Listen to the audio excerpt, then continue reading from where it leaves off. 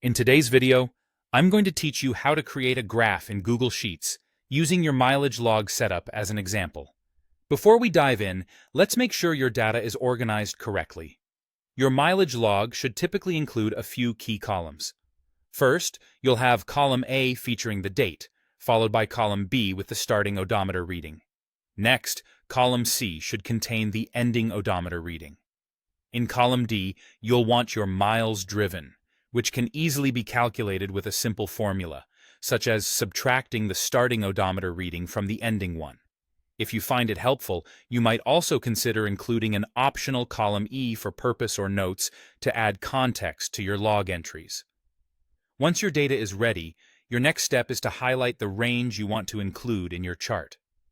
For instance, if you aim to visualize your miles driven over time, you'll want to highlight columns A and D, as these represent date and miles driven.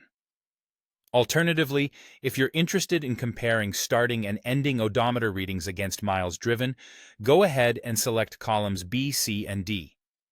With your data highlighted, navigate to the menu at the top of your screen where you'll find the option Insert Chart.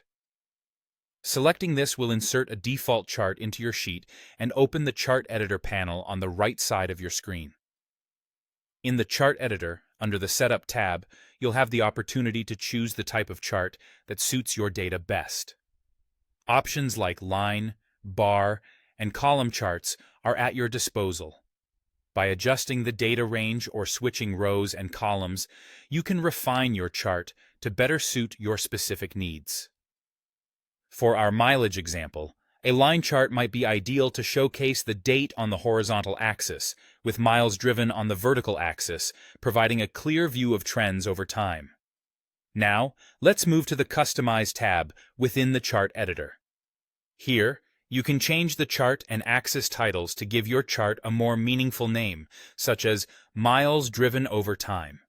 Don't hesitate to play around with fonts, colors, grid lines,